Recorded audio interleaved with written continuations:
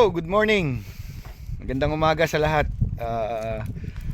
Our video for today is we're going to Kinayopol.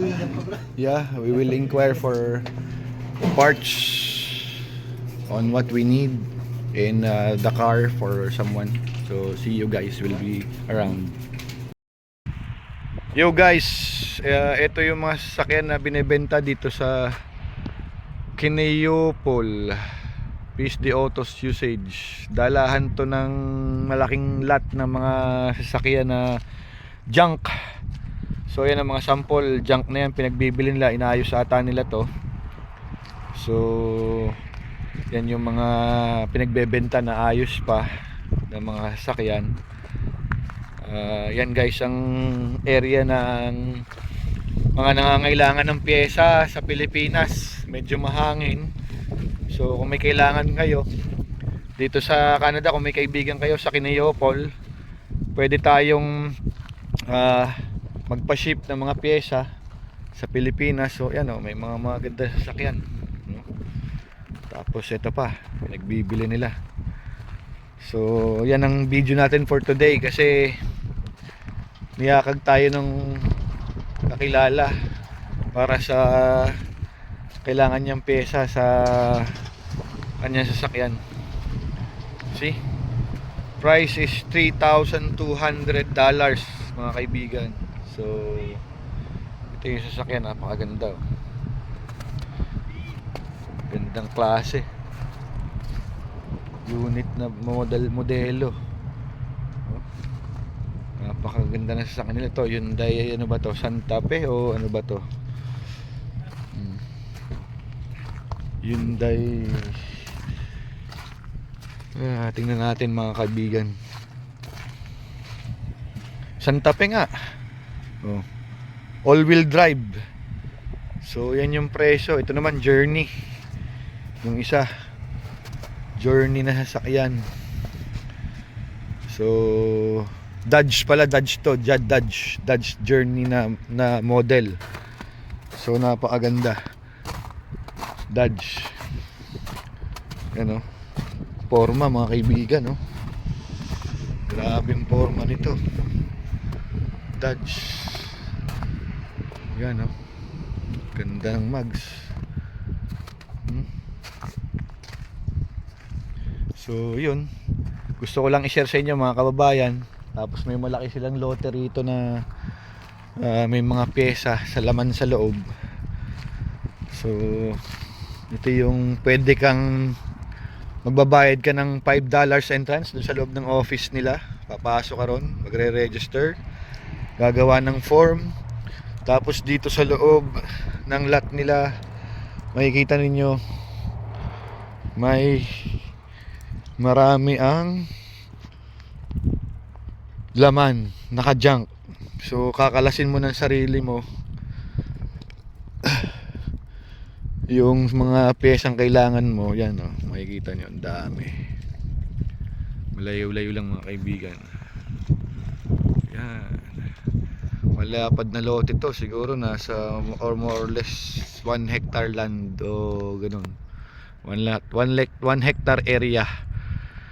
So yun, shinare ko lang sa inyo. So sana magustuhan ninyo yung pagpasyal namin. Mag-share din ako ng mga magandang view mamaya sa inyo. So itong katabi naman namin is parang taniman. Para siyang taniman ng mais. Yan mga kaibigan, kabila, taniman ng mais. Pero seasonal, kasi 3 buwan lang dito ang ang tanim pagka summer. So yun. Yo guys, itong sasakyan na to na Kia with kilometer 219,000 and the price is 3,000 I think. Yun yung nakalagay na presyo. Tapos in-inquire ko yung in-inquire ko yung nagustuhan ko rito na Hyundai Santa Fe year 2010 model for just 2,900 with kilometer of 162,000. Yan guys, medyo madilim sa camera pero nakasulat it's 162,234 kilometers. It's only for 2,900. Meron daw siyang kaunting error sa dashboard na check engine pero nagwo-work daw ng maayos. So yun, maganda pa siya sa loob kung titingnan ninyo. Medyo nabubulok na lang yung mga mag-wheel dito dahil yung snow nilalagyan nila ng asin sa karsada para matunaw.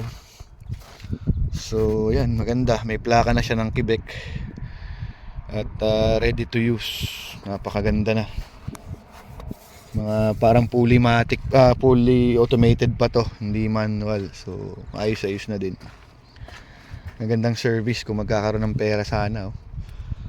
Napaka gandang pag-investan kasi necessities na yan dito sa Canada ang magkasasakyan kasi mahirap gumalaw, kumilos o magbiyahe kapag wala kang sasakyan. So yun, napakarami pa, siguro ito na lang yung natira ng mga nagdaang araw. So yan yung office nila, pina-plug ko ulit sa inyo. So napakaganda ng lugar. Yo guys, nakapasok na ako sa loob. Nagbayad ako ng $5 kasi tinulungan ko yung kasama ko sa bahay para makalas yung kailangan niya sa ilalim. So ito, mga sasakyan, kung makikita nyo ang dami. Lahat ng klaseng sasakyan meron na dito. Ikaw lang ang babaklas, magdala ka ng sariling tools para baklasin yung kailangang pyesa para sa sasakyan mo. Kung wala kang makita, kailangan mo magpalit. So yan, lahat, ang daming pumupunta para magkalas sa kailangan ng kanilang pyesa ng kanilang sasakyan. So ito, ang luwang hanggang doon sa dulo mga kaibigan, dami sasakyan oh. Yan, magkakalas ka lang talaga ng sarili mo. Talagang gumapang kami sa ilalim ng sasakyan para lang magkalas ng mga pyesa. So dito mo makikita lahat na ng klaseng sasakyan nandito. Nandito ang Nissan, Toyota, Kia, Ford, lahat na nandito. Kahit mga car na, yung mga sasakyan na mamahalin nandito din. So ginank nila mga na-aksidente, mga na-total wreck. Ang dami oh, mga kaibigan oh. Yung luwang, grabing luwang ng lugar na to. So yan, so sa mga kaibigan ko, kumpare ko, kabarkada ko sa Pilipinas, if you need parts for your car, pwede natin kalasin dito, pwede natin ipa-ship. So yan, yun lang. So yan, for junk price, cheaper. Yan, makukuha nyo lang ng murang mura. So abangan ninyo, bubuin ko to para ma-aware kayong lahat. So ito yung Kinayopol area. See you guys.